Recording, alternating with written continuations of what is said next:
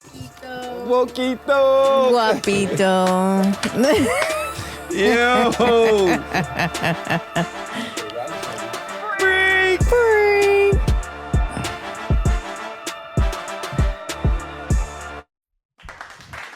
Yo. That's when you just do the ET. That's when you just do the ET.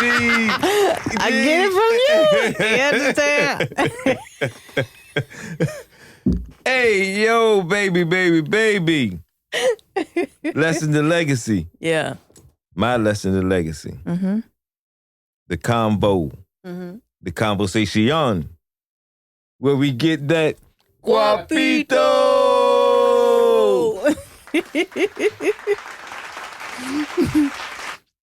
Hey. Mm-hmm. I got a street legend. Mm-hmm. But I have a legend that I'm actually going to say that I never met the man, like physically, like really met the man, and his name rung in the music industry. Definitely, like for Virginia, like before the time, I used to just hear his name: Tony Brown. Tony Brown.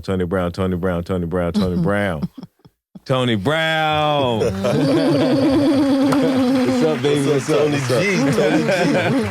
Hey, great man. Already off top. Hey, listen, he came in here with the red skin apparel on. What? And then my brother Bang Bang brought me the bling bling to go along with it, so I had to rock it for the joint. Man, that was a gift. That's a gift, just walking through the door with that. You know what I'm saying? This was like the first Little League team that I ever played for, so I've been stuck with them since then. Like, I slept with my helmet and my jersey on Saturday and Friday night, get ready for Saturday morning. I know that's right. Yep. Because Fu came in here with the Philly joint on. Oh yeah, that's my brother. That's my big bro, Seafood. Tony, another Tony. And he lost. And look, that's what happened. They lost when he was here. They lose. He watching the game like going crazy. Yeah, I know he was. Shout out to Fu, man. What's up, baby? Yes. Yeah, man. Hey, man. Glad you're here, man. Thank you for having me on your platform, man. Glad to finally meet you. Yes, sir. Your name ring bells, man. But let the people know where you from, man. Well, I'm from Portsmouth, man. Portsmouth, Virginia, born and raised, and still reside there to this day, where I actually happen to serve on the Economic Development Authority as a commissioner. So I know we'll get to that eventually, but that's the short end. That's the shortcut to the road. Oh yeah, so far. Look, you just threw me off because I didn't expect that right there. Hello. Yeah, I'm gonna give you that too. I'm always getting officials now. Listen. Like I told you, I opened another door. Yeah, it's a transition though, man, because like the position, the office that they put me in, it's like economic development. I get to vote on a lot of decisions about what businesses come to the city, how businesses are retained in the city, what new developments come to the city. I voted on the casino coming to the city. So it's a lot of things that I got to vote on, and I'm trying to continue to make votes to favor the citizens of the city. So, Well, we're going to get into that. Yeah. We actually going to say that for the end. Because all right. That's the thing I want to talk about least, so I was trying to get that over with. Yeah. But at the same time, though, anything, especially with the 757, that create opportunities and things of that, that's one of the things, though, that we definitely highlight. Right, definitely. That's why I say we save that for the end, even though that's smart. But I was talking about the political aspect. The financial helping people out, we could talk about that. Yeah, and then he come here with his gas, too. Don't say that. He came with his gas. Bang, bang. Bang, bang. But listen, so I just want to just start with this right here, because, so far, just by, I want to say God, everything that I've been doing has been lining up. I want to say, I only want to say falling on my lap, though I say it's got to be God. And I've been having a lot of people connected to up here, people who've been like behind the scenes who never got recognition. Right. Say gas when you give me something. God dang, pause. So I say that to say, I had Chance up here. I had Fu. I had Pretty Tony. So everything been like falling in line with the beginning of hip hop for Virginia, and for Virginia Beach to be exact, which is real big. Yeah. One time for Virginia Beach. One time Give it up for for the Virginia beach. Beach. And I always feel that when Ted came here, you wouldn't know about the Pharrells and the Timbalands and the the Misses and all that. Regardless, if it's debatable, everything that they accomplished would have never happened if it wasn't for Ted. But that's debatable, right? Right. But we actually, and that's like one of those equations, those variable equations. Like, what if this happened, and what if this happened, and what if this happened? Something you'll never know. Yeah. But one thing though that I feel is, you was one of them ones who was there from the beginning, and who can pretty much tell us what are some of the things, right? That you seen, or what happened and what you made happen, that you can probably enlighten us to give us an insight on. Yeah, this hip hop world. Definitely, most definitely. Whether you think, you know what I'm saying, like whether you think they would have been, hotter than what they is, or what, you know what I'm saying? Because I know you was there firsthand. Right. And how did you get to even be around Ted when he actually came down here? All right, so before I was behind the scenes, I was actually in front of the scenes. I bought a couple of little album joints to show you, but I was an artist myself in the 80s, overseas, right? I had a group. Like, I was always into music. When I was in high school, I was in a marching band. I played the trumpet, but I was boxing at the same time, so I got busted in the mouth. And band was a class for me at that time. So I was like, the teacher was like, either play another instrument or you're the F. So I switched to the drums. So I always had like a musical foundation from high school. I had an opportunity through playing sports to actually be offered a record deal. It's some crazy shit, Tony. I'm trying to tell you, man. I was a football player. I was a football player. I joined in Portsmouth. I played football at Manor High School, right? Graduated Manor High School. I was going to go to the University of Maryland, but instead of going to the University of Maryland, I went in the Army. Got an Army recruiter, told me, it's like, we got football teams in the Army. You can play in the Army. You can do all of this, right? So recruited me. I'm going through all of these elite training classes in the Army, become an Army Ranger. And when I get to my first duty station, there's the first opportunity to play football. They have a football team on the base, right? But the duty station is in Italy. So I'm playing football overseas, and it's the Italian version of the NFL called IFL. They come to recruit American soldiers to play on their team. It could have only like 5 on the team. The team that recruited me for, we won a championship that year. So we were out in the club, partying in the club. The guy played Rappers Delight. I'm drunk, 21-year-old me, I'm drunk. I got the goddamn bottle of champagne in my hand. I go and snatch the microphone from the DJ and start rapping the whole song, right?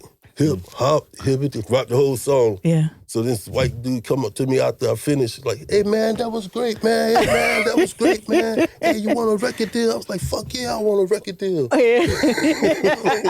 And he got on Vine. He said, like, meet me at my office tomorrow, blah, blah, blah. So he gave me his card, right? Now, I was already known for football because they used to call me Touchdown Brown over in Italy. I used to be the man in the football. I used to play defense and offense, trying to be like Prime, right? Wow. But trying to make my mark over there so when I came back, it'll be easy for me to transition. But music jumped in and interfered. Like, why didn't you play? Interfered. So that was after high school. That was after high school. I was in the military still. Oh, okay. So I'm doing all this while I'm in the military. Gotcha. Yeah. So like when I'm in the military, I'm actually getting paid to play football. I'm getting paid more to play football than I'm getting paid to play. Then I'm getting paid a month in the military. I'm making like $800 a month in the military back then. This is like. So you got paid for this though? Yeah. I'm gonna get to that. Oh yeah. So I'm gonna jump forward. When a guy invited me to this office, I came into this office. He had a big ass contract for me. His name was Maximo Filippi. He had a big ass contract for me, thick contract, recording contract, with a check on the top of it, right? And the check was for like, I think $50,000, right? And he was like, yeah, you want to make a record deal? That was great. I got this band called Venice. They need some people to join. They need some vocals, some American talent inside of it. We can make a big deal out of it, right? So he's like, all right, take this back. I know I can't do business with you American soldiers without your boss's permission. Take this back to your base and let your commander approve it, right? So I'm looking at the $50,000 check, right, waiting for him to finish talking. So I go. Yeah. So boom, I take the $50,000 check, go back to the base. I show it to my sergeant. He's like, damn, Brown, $50,000? That's more than you make all year. Like, yeah, take that to the lieutenant. I don't know what that shit is. Took it to lieutenant. Lieutenant was like, that's more than my salary, Brown. God damn, take it to the interpreter. The interpreter was like, yeah, they want you to make a couple of albums and they're going to give you some more money after you make that. I said, is this check good? He's like, yeah.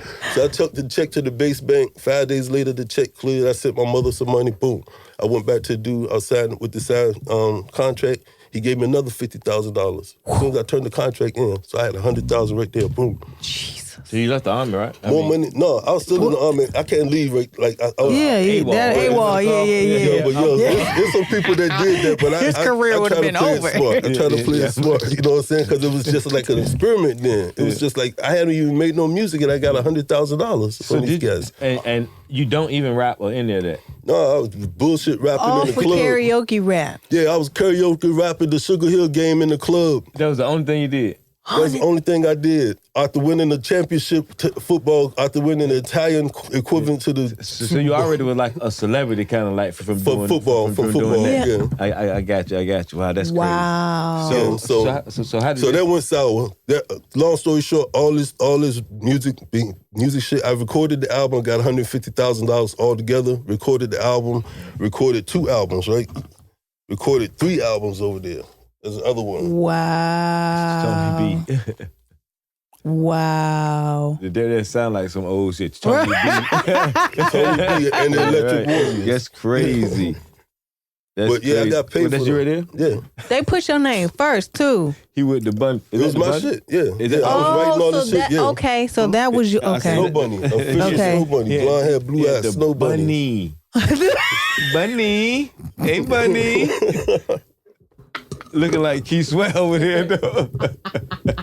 That's crazy. Yeah, that's crazy. There's actually a video for that that's out on YouTube. So oh, my God. If you so feel inclined to get a good laugh, you could go to YouTube. Absolutely. The link will be below. When you look at like how much money they used to put into like making vinyl and like this is some real shit. Like people say I got a record deal and they never put a record out. No. You know what I'm saying? This is some, when you look at how much money expenses went into producing vinyl and video back in them days. This was like the 80s, right? Right. Look at the date on these joints. It's send that to 87 and 88. If I send a copy to that to my man J1s, he'll go crazy. Like that's all he do. He'll send me I love vinyl. Like he love like what is it called?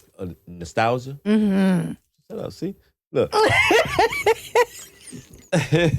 But like stuff like that is hell like you know what I mean. Yeah. Classic, so this one's sour, man. He said them one's sour because I'm making money. I'm doing shows. I'm opening up for Ice-T. Anytime a American artist will come overseas and do a show overseas for the Americans, for anywhere overseas, I'm doing shows like every weekend. It's to the point right now where I'm paying dudes that's off duty in the military.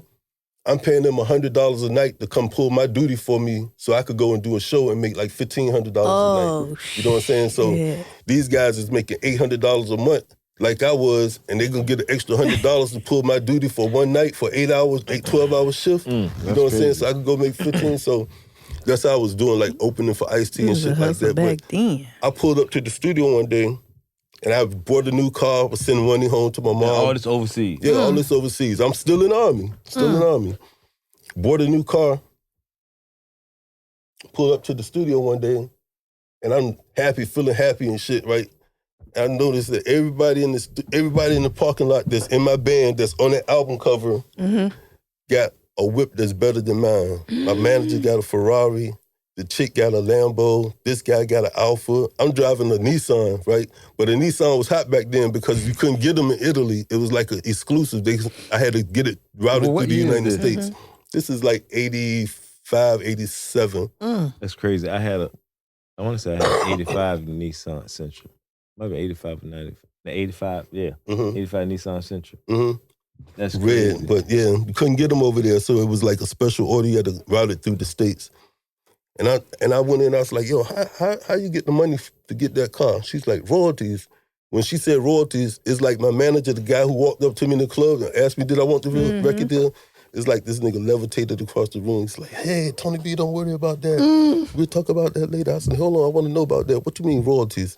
And I learned the hard way about royalties, you know what I'm saying? They had me doing work for hire type shit on my own projects where it was getting accolades overseas, gold records. They was preparing me for American transition to come back to America and release music in the United States. How are they doing that? You know the language, though. Like, you had to have an interpreter and all that. No, I'm rapping in English. No, I'm talking about as far as knowing like, the royalties parts and all that stuff. Nobody read that contract, Tony. I'll just read that check.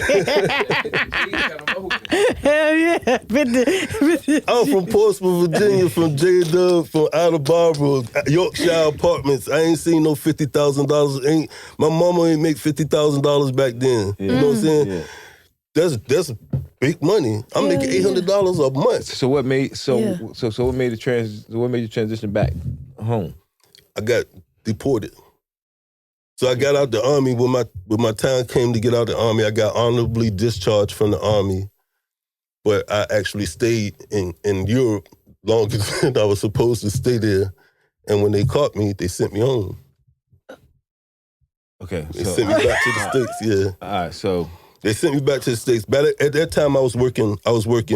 So when I found out about the royalty shit, right, I was like, I went into the record label office and was like, yo, going crazy. Like, I looked on, it was CBS Records. And they had, they had the directory downstairs of the record building. This is CBS in Milan, Italy. So they had the directory downstairs of the record building. I'm looking on the directory. I'm trying to find somebody in the office to go into the raise hell about my money, right? I'm like, I see one name that's familiar. My middle name is Rolando. So I see this nigga name up there that say Chuck Rolando. And I walked inside Chuck Rolando's office, like, explained to him. He's like, man, nobody read this contract to you?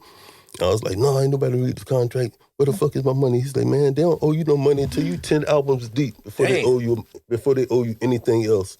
Only money you getting is off the little shows you doing, but off the radio play and off the television shows that you doing and all that you stuff. 10 album deal. You got a 10 albums before you see anything. And I was like, well, I don't even want to do this game no more. I don't want to play this no more. Yeah. I want to come on your side on the fence. So I basically got the deal severed, right?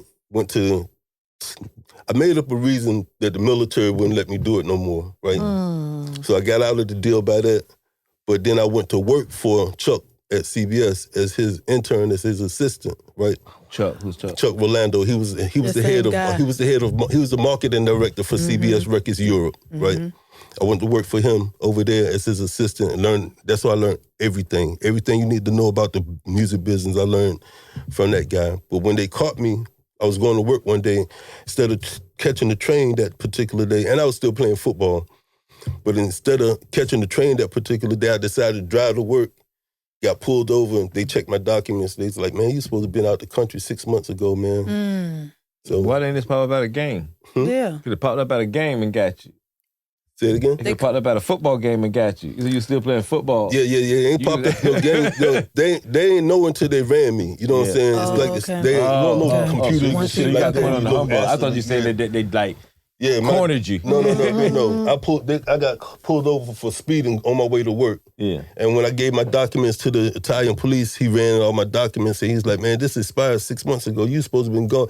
So they called the Italian, the consulate, you know what I'm saying? Because my job over there I had top secret security clearances and shit. So I wasn't like a regular citizen or soldier over there. And so when they called the consulate and the consulate came back, it's like, you supposed to been in the United States in Fort Dix 6 months ago. You need to get out of here and go to Fort Dix so you're going to get locked up and be in Leavenworth. So I dipped, went to Fort Dix and got stuck in the United States and never made it back to do all the transition shit. By that time, CBS Records had bought Sony. Sony had bought CBS. Sony had bought CBS Records and all of the personnel that was dealing with my project had transitioned and changed. So I came back to the United States. I tried to do some different shit. Teddy wasn't even here at this time. Mm-hmm. I came back. I tried to do some different shit. I ended up working with some kids in the neighborhood, like started my own project. I called it Black Street Records. It was on, because the street I lived on was a back street of this neighborhood in Portsmouth. Yeah, so I called it Back Street Records and got some kids from the neighborhood, Troy Mitchell, John Mitchell, Gerald Austin, kids from the neighborhood, but Henry it was called Wynn. Black Street? It was called Back Street. Back Street. Back Street, yeah. Back Street. Yeah, Back Street. Wow. Yeah, like the Backstreet Boys, but this is even before them. So got these kids working with them, you know what I'm saying? So you came back with the mentality of, I'm gonna do music. Yeah, I'm gonna do music, but I'm gonna do it from the label. Yeah. I'm gonna be the label this time. Yeah. But I'm gonna be fair. I'm gonna be a fair label. You really want to rap, and you was a karaoke. Exactly. I felt so awkward, man. I felt so awkward and out of place doing it. You know what I'm saying? The artistry that I found in it was writing. You know what I'm saying? Writing. I could mimic, rap. I could do it now because I practiced it for so long doing it as an artist, but that wasn't my key. You know what I'm saying? That knocked me off kilter a little bit, actually, from my actual focus was going to play football. Yeah. But so I'm getting back, I'm working with these kids, and we go into the studio called Midcar Recording Studio in Norfolk that used to be over there by Military Circle Mall, right over there on what's the street where Philip Michaels at? Yeah. He'll be over a little studio up there. This guy named Mitch and his wife Karen owned the studio, Midcar. So we used to go in there and cut demos all the time. I had brought all my production stuff back from Europe, and I was like one of the only cats that had like a full studio in the house, Pro Tools. And it wasn't Pro Tools back then, but it was called, I think it was still called Logic back then, but had all of the instruments and all of the shit that you needed to record. So people used to migrate to me to make beats for them, hear them rap and help them do shit like that. So that's like the pre-Teddy days of music here when I was doing that. But that's just transitioning. How old? Around what age were you? I would say probably like mid-20s about then. Mid-20s. Mid to late 20s around then. Okay. Yeah. And so once you start doing that, you won't think about the football and all that stuff no more. Nah, that was all out of my mind because I had kids by then. I had like 2 kids by then. I had a daughter that was born in Italy. I had my son that was born before I got to Italy. His mother came over there and she became a cheerleader for the football team that I played for. She's like, you need to be around all these Italian girls without me watching. Damn. She became a cheerleader for the football team that I played for, but then she had enough for it, so she came back to the States, and I just stayed over there by myself as a bachelor for like about 3 years after that. So what made you so when Ted them did come down here, right? Mm-hmm. How did you first hear about that? So it was like all the big news because I was doing the little label joint with my artists, 3 feet, right? Group of kids called themselves 3 Feet, but it was like Prophets of Rage. It was like 2 different groups together to merge into this group called 3 Feet. They was from Portsmouth too? They was from Portsmouth. And I was taking them around to try to get them deals, shopping them different places, right? Like where? Like New York. We was going. Only place to go to town was New York. Right. So we would go to New York. Atlanta wasn't even popping then. Only place to go to was New York back then. Who else in Virginia was like doing music at the time that you know of? That I know of back then, it was just like nobody. It was like people in the street, like doing little like local talent shows, high school talent shows and whatnot.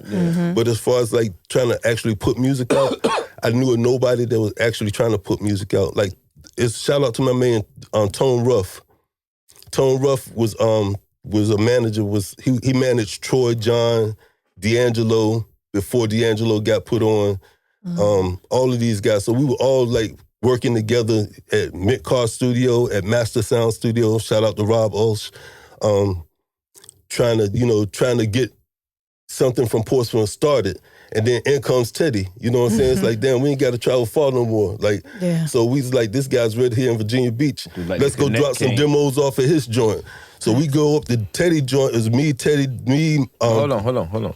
So how did you hear about Teddy? How did you know when you first, like, where was you, like, when you first heard that Teddy Riley was even in Virginia Beach. Yeah. I think it was like on the news or something. I think it was something that popularized, like he was coming to Virginia Beach. You know what I'm saying? For it to be on our radars, like, yo, let's go drop some demos off there at the studio.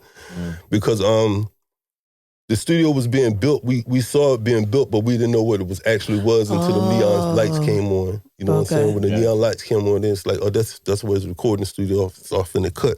Nobody knew about it. We from Portsmouth. They didn't even like us in the beach, so we came out here as less as possible. Right? Because we gonna go into Portsmouth. Right. It was just some silly shit that was going on back then. But that's how it was. Because when people was riding down the boulevard, I don't even know how we even knew about it, but like city stickers. Hood, you know what I mean? We had city stickers in the window back then. Yeah. Remember? Every city had a different city decal, so you could tell what nigga was from by the city sticker in his car window. Yeah. Oh, wow. Yeah. Yep. That was like, when they started doing that, I was just born. Okay. No, I remember that though. But so watching Pee Wee Herman. Watching Pee Wee Herman. But when you went to, so when y'all go to the studio, y'all were successful so the first time y'all go to the studio, you were successful at meeting him? No. We didn't meet him. I didn't meet him the first time I went to the studio. First time I went to the studio was to drop demo tapes off, and it was me, Troy, D'Angelo. So you saying D'Angelo, John, and I think I don't know if Gerald was with us, but I know Henry might have been with us that particular day. So you talking about D'Angelo, Michael D'Angelo this past? Yes, sir. Rest in peace, D'Angelo. Rest in peace, D'Angelo. Wow. So D'Angelo was with you during the time when shopping demos. Tone Rough, yeah, Tone Rough, 3 Feet, D'Angelo. He was managing all of them, and they was coming to my place to like make. Where D'Angelo from? D'Angelo from Richmond. From Richmond, okay. Yeah, I read in Newport News. Oh, yeah, he from Richmond. Yeah. So, I mean, what we was he dropped doing down here with you, though? Because his manager, Tone Rough, was coming down here to make music. He was going to Mid-Car Studio, and they was going to like different places to make studios. He knew what like different little studios was at. And then when he found out I had stuff at my house, he'd come over to my crib and make music at the house. In the dining room, my whole dining room was set up like a music studio. And there's no such thing as Pharrell, Timbaland, nobody. Nobody. I ain't know none of them cats back then. Like, you know, it's crazy. Like, this is my first time hearing somebody, he said Master Sound, right? And that's the studio that Pharrell used to work out of.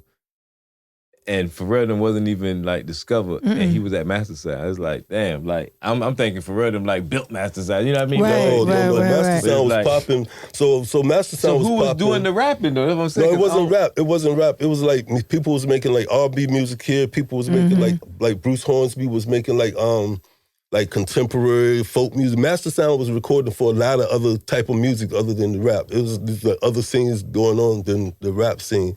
Rap scene in Virginia, I would say, really didn't pick off until the first artist from Virginia got signed, and not signed, but the first artist from Virginia got some prestige. And who was that? I would say that would be the Neptunes. Okay. All right. So, as a collective. All right. So now, boom, we getting somewhere. So now, you dropped the demo off. Yep. Dropped the demo off to Teddy's brother-in-law at the time, Omar Chandler. He sang Joy and Pain. He's the voice on Joy and Pain. Rest in peace, Omar. Right? Joy and Pain. Yeah, he was standing in the parking lot. He was standing in the parking lot. He's like, this shit better be some good. And I was like, yeah, man, it's good. It's good. You gonna like that. And we all rolled off and happy. We dropped the demo tape off to Teddy. Yeah, we dropped the demo tape off. You had a number on it? Yeah, we had all contact information. I knew from working in the label. Right, he knew. You already seasoned. Yeah, so I knew that it was professionally packaged and everything, right? Yeah. So we dropped it off to him like, boom. We happy we drop it off. We didn't hear nothing, nobody heard nothing. But we still hustling. We still trying to shop the demo, right? So, boom, here we meet Herbie Azor from Salt and Pepper. Herbie Lovebug, the producer for Salt and Pepper, Kid and Play, that guy. Yeah. Where you meet him at? We met him through Tone Rough and introducing us. I mean, here? No, in New York. Going out of Virginia to shop the project. All right. So 3 Feet got a deal. So actually, the first rap group from Virginia that I'm gonna vouch for is 3 Feet. They actually get a record deal. Now the album didn't come out for peculiar reasons, but excuse me too. Wow. When you say you have vouched for, Do you know you got more than vouch for? You got vinyl. I bought the receipts. I bought the receipts. How they say I bought the receipts. And the date is on the back. I love it. So, Definitely. I love it. So I'm trying to tell you, man, this is like one of the most classic. So they was on some like Native Tongue, Tribe Called Quest type thing. Wow. This is one of the most classic hip hop albums that never got released, and it never got released over some arrogance and over testosterone battle, I guess. But is it good? It's great. Yeah. It's great. Yeah. The group 3 Feet was so you heard What a Man, Salt and Pepper song, What a Man, and that's them. That's the guys from Portsmouth back in Salt and Pepper. We in the studio, basement studio in Queens, working on Salt and Pepper's album with Herbie Lovebug, right? Teddy's studio is getting built like at around the same time. Wow. These guys get their album deal while after Teddy's studio gets built. Now, the twist is the whole time I'm living in the halfway house because I'm a convicted felon. So he's looking at me. Shoot, one time for convicted felon. So I'm living in the halfway house because I'm a convicted felon. So I'm trying to find a loophole on how to get out of the halfway house more, right? So I get a job with this guy named Blake. Hold on real quick. How did you become a convicted felon? Fact, like you skipped that part. I thought we wanted to stay on the music track. Some of the shit parallels. You know what I'm saying? Music and real life parallels each other. So some of the shit was happening simultaneous. I'm still the crime wave, baby. Still the crime wave, baby. Some of the shit was happening simultaneous. So like while we're trying to develop 3 Feet and shop these record deals, some of this shit got to be financed. Oh, you know what I'm saying? okay. So I'm moving, I'm doing things, I'm hustling, I'm doing things, and I get caught up on something. I get caught up on a lot of things. You in P-Town? I'm in P-Town, New York, Atlanta, Hampton, Norfolk, Portsmouth, Newport News, Chesapeake. Bang, we all over. Bang, bang. We all over. Between New York and Atlanta, no further than New York and Atlanta. So we like, boom, squeezing in on that part. But whole lot of things happened. I took an easy route out and pled guilty to something that wasn't going to be releasing me in about 5 years from now. Mm-hmm. And, you know, so that's how the convicted felon part came about. Damn. I did a little shit. And then when I got to the halfway house, I started... He didn't tell us nothing. Y'all know that, right? But I'm cool with that. I'm cool with that. He said it, but he didn't say it. It's federal. I'm messing with you. You know I'm messing with you. I love it. I love it. This is how I am. I let people know we ain't getting nothing from him. Because you know a lot of things don't have statutes and people might come back and be like, I knew I did that. Yeah, we move on because I don't want ain't pushing that envelope. So listen. So they had the record deal at the same time you was doing in the halfway house. Mm-hmm. Yeah, so I'm trying to find loopholes how to get out the halfway house. So it's like one thing, go to college. So I enrolled in Norfolk State. Boom. How long you had like 6 months, right? No. I had 5 years. Years in the halfway house? No, years altogether. But I don't know how long I was in the halfway house. I was trying to make this shit as least as possible. Yeah. And it's crazy shit that all my G's that came after me, we all went through that same halfway house. You know what I'm saying? Wow. So one in Norfolk? 21st Street, RSI. They got rid of that one there. But you know, it's under new ownership, I think. But you know, it's the same shit. Yeah, different location. Yeah, that halfway house was I ain't go to halfway house, but no. But anyway, so I just enrolled from the halfway house. I enrolled into Norfolk State, and I started working for this production company called Infinity Productions. And we used to bring concerts to Hampton Roads. Mm-hmm. And at the same time, I'm hustling my groups, trying to get my group started. So it's like multi-tiered, everything's going the same direction. What kind of deal did they get? They got a great deal. They got a deal with Polygram Records, London Polygram Records, the same people who Salt and Pepper was on. And that's how they were able to support and be on a lot of Salt and Pepper projects. We went to we did Saturday Night Live with Salt and Pepper. We did the ESPYs with them. We did a lot of crazy. I didn't know he did all this. David Letterman show. We did a lot of these things with Salt and Pepper with 3 Feet. And look, I tried to jump straight to Ted. Ted, he like, yo, hold on, no, slow down. I got some stuff that I did. Like we ain't gonna do that. You know what I mean? Bingo. That's the reason why. That's the reason why you heard my name before time. You know what I'm saying? Right. Duh. Okay. All right. So let me know. Norfolk State. I'm in Norfolk State, and I had to do my senior year. I got to do a couple internships. Mm-hmm. I do an internship for Spike Lee, 40 Acres and a Mule. That's when they working on the Malcolm X movie. I was in the wardrobe department. Only job was taking pictures of the actors when they get off the set, taking their wardrobe, hanging it up. Next morning, getting it back to them, making sure they put it on the same way they had it in the picture. What the hell, Simple, right? Tony Brown? Second internship was for Teddy, right? So that's when I first meet him, doing my second internship. Dr. Wanda Brockington. She wasn't even a doctor when this happened, but it was Wanda Brockington was one of my professors at Norfolk State University, and she was helping me get the internship joints together. So she's like, well, this guy just came to town, and he has this music studio. I said, I know. I dropped some stuff off to him. She said, well, he's looking for interns. You got a chance to be an intern. So I went and applied, did a little interview, and got the internship. How That's far in between was that when you dropped that CD off? There was probably about almost 8 to 9 months between that time. Long period of time doing that. So when you got there and you saw Omar, did you say, "Hey, Mr. George Payne, what happened to that CD?" No. When I got there, Omar was in charge of the studio when I got there, and they put me in the business office on Southport Circle where all the ladies was at. Oh. Right, it was funny because niggas used to come over there and was like, "Let me see what's over here with my old lady," you know what I'm saying? Mark Hill. They're right. He on the cover with bunnies and stuff like that. Watch dude. Bunny. Yeah, but they put me over in the office where the ladies were at first, and I love her to death. This is my little sister, Nicole Riley. That's Markel's Riley, Teddy's little brother's, his wife, Nicole. She Shout out to Markel. She took me under her wing. She's like, yo, this guy's smart. Y'all ain't gonna fire him. They was trying to get rid of me immediately because they didn't want no dudes over there where their women was at. But she was like, he's smart. He know what he's doing. Leave him alone. He ain't interested in us. He got a whole wife and a kid and whatever right up. So I was like, okay. She vouched for me. Did my thing over there. They used to come over there and check me out and go back and forth. But the first time I actually went to the studio, is that picture with Heavy D that I showed you. Oh, yeah. I took that picture. Yeah. Heavy D. Old school, Heavy D. So explain this picture. So yeah, I was going over there and I had to so we were setting up little things like fan clubs for Rex and Effects and like different little like marketing things that I brought to the table and like we need to do these little things.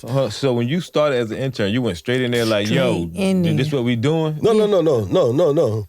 When I went in as an intern, what I was doing was picking up shit, going to get laundry from the place, going to get deli meat. Nicole used to make a mean sandwich. Going to get deli meat. But I was also like filing papers and going through stuff. So when I was helping her do stuff. Like I was a computer genius. Like I was computer whiz back then, even with like music computers and just regular computers from being in the military. And so they used to rely on me to do like a lot of their typing and stuff for them and responding to letters and you know. So when my internship ended, when that semester ended, my internship ended and I graduated, he was like, what you gonna do? I was like, I got 2 job offers. He's like, let me see that one. Showed him what Spike was offering me. He's like, I could give you this. And I was like, I'm coming here. Who Teddy was? Yeah. So listen, I'm gonna tell y'all right now, like, people still need to intern and things. Damn right. Nature. Like, don't give that internship up. Yeah, like, that's right.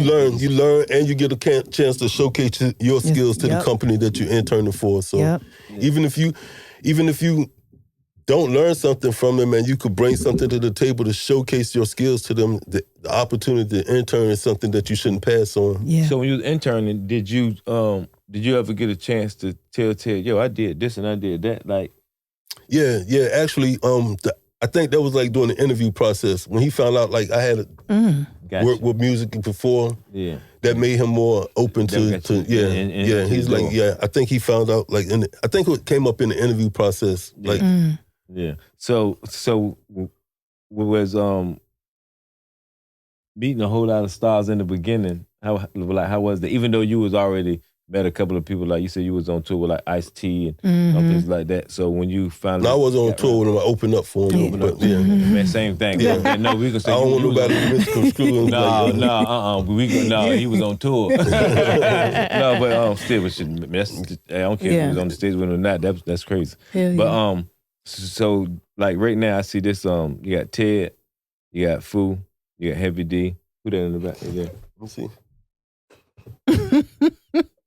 That look like Tony Pollard, who we call Tone Capone. Yeah. So this meeting Heavy D, man, how was that though? Yeah. So like the first celebrity that I met when I went to the studio was actually Heavy D, and he was cool. He was larger than life, but he was so cool, like so down to earth, man. You remember my I'm telling you, man. Listen, you know what dance I took? Oh my God. Hey, look, y'all. Hey, listen, I'm telling you. So listen, meeting Heavy D, he was cool, but it was like because I met a lot of celebrities when I interned for CBS. When I was overseas and interned for CBS, was working with Chuck Rolando over there. Yeah. Every American artist that was signed through American CBS used to come over there and do shows. So I actually met Michael Jackson in Europe before I met him in Teddy's studio in Virginia. So I met a lot of people there, but it was different being in an intimate situation like with them in a recording studio. It's different from meeting them in a business office, but being in an intimate situation with them like in a recording studio, a creative environment where they let their hair down and they're off guard, they're their natural self almost. Well, hold on though. You just said something that just don't skate past it. Yeah. We ain't gonna moonwalk. We ain't gonna moonwalk past this thing. We want to moonwalk. You want to moonwalk past this thing? No, hold on. All right. So tell me about this Michael thing. So was you one of the ones who was here when I heard he was in Virginia Beach? Yeah. So I mean, you just started interning then, or you was already? I was a manager by then. I was a manager or A&R by that time. Oh wow. So hold on. So your first encounter with Michael was overseas. Was overseas, right? But it was more like probably overseas. It was just like a stand in line and get a handshake. Yeah, you know what I'm saying? Meet and greet, stand in line and get a handshake. We were supporting his tour overseas when his tour came overseas. So I went to every tour like a couple days before every city before he got there in Italy. A couple days before he got there and just set up promotional stuff along the route. Yeah. But this right here though is a more. But in Virginia, it's more, very much more intimate. That's what I'm saying. Wow. So how was that right there? You know what I mean? It was amazing at first, man. It was like, at first it was like, it was bothersome because lady came to us. I think it was Donna Moore came to us and she had a list of like to-dos and to-don'ts. Like, I know that name. Donna Moore. That was Teddy's personal manager at the time. She was one of his managers at the time. Rest in peace, she's passed away too, but she had a list, so we like, don't look him in the face, don't look him in the eye, don't ask him no questions, don't do this, don't do that, don't do that. There's a whole list of shit. I'm like, man, I don't even want to be over there when he over there. Like, I'm gonna try to switch shifts with Tim. Tim was my assistant studio manager, Tim Smith. I was like, I'm gonna try to switch with Tim so I won't be around as much if he gotta go through all that. Like, I ain't trying to lose my job, you know what I'm saying? Yeah. Slipping up. But when he came in, he was down to earth, man. He was so down to earth and so cool that it was just like. So you said you was managing those at this time, right? Yeah. You was getting paid, though you started getting. Yeah. Paid, so after I graduated, he hired me full time, right? He hired me on full time. When he hired me on full time, my job was A&R. I was in charge of his A&R department. And that's Teddy. Yeah, this is Teddy. When Teddy hired me full time. My business card, you can look in the book. I bought a copy of my book for you. It's on the screen there. Yeah, we can get to that. But my business title was A&R, right? And my first job was like, as an intern, this was the transition as an intern to A&R to a full-time hire. And after graduation, I'm in the back as an intern, and it's a box of demo tapes back there. We need to clean that box up. So I'm going through the box. You know them old TVs, them floor model TVs? The box was like a box for a big floor model TV, full of demo tapes. You could like swear dive in the demo tapes, right? So Sounds like it'll never be heard. tapes. I'm going through the demo tapes and I'm pulling out. Surrounded by idiots. Who is that? Oh, damn. I'm pulling out all demo tapes, right? Here's one I dropped off. Here's another one I dropped off, right? Going through all the demo tapes. And I see the two I dropped off. I see the two I dropped off. So I take the two I dropped off. I was like, yo, Teddy. I was like, yo, man. I dropped these demo tapes off almost a year ago, man. Listen to this. He's listening to it. He's like, I've heard that before. I said, that's D'Angelo. He got a deal now. The other ones was Troy and them. They got their deal, right? So these two artists got deals because those get swept away from him because those demo tapes just sat in the box. So he was like, man, oh, man, I can't have that happen again. You know, I want you to be in charge of the A&R department and, you know, go through the demo tapes, find the ones that you think are worth a listen, and let's pull those out and set those aside, and the other ones just get rid of them. I said, no, we're gonna do a rejection letter. So I went through the process of going through all the demo tapes, listened to all the demo tapes. It was the Surrounded by Idiot demo tape was Timbaland when he was with Pharrell and them. So for real? Like, yeah, Surrounded by Idiots. It was them together. Then I had another tape. I had Mike Etheridge tape. I had all these tapes, right, going through. And all the tapes that was whack or whatever, not so talented or whatever, I would write a rejection letter, put it in an envelope, send it back to him. We had the postage machine in the office. That was part of the process. Boom, boom, boom, boom, boom. Oh, you about to work, boy. Listen. Hey, you're professional. And but by now, I got other interns. I pulled other interns in from Norfolk State, a couple other people that was from Norfolk State to help with some of this stuff that we're doing with this, right? So the tapes that were good, we take to Teddy. I was like, listen to these. These guys are making some different impact. They either sound good or sound so different or whatever, right? And one of those was, like I said, tapes from Pharrell, tapes from like a bunch of different artists. So what we did was like organize those tapes into a listening party, like a showcase, an artist showcase. Wow. I was like, okay. So is that where... That's that picture. So it's the same picture that I was putting up. Yeah. With Chance rhyming and had Pharrell, different angle, and Pretty Tony and all them at the bottom. Sitting here watching. They look like kids. That's so crazy. So you got Chad, Pharrell, Timbaland, Pretty, Tony. Is there anybody else I should know? Mike Etheridge. And what else you read there in the white? Yeah, that's me in the white. So you're the one that had the showcase. Yeah, so being in the office, I had the Rolodex with all of the people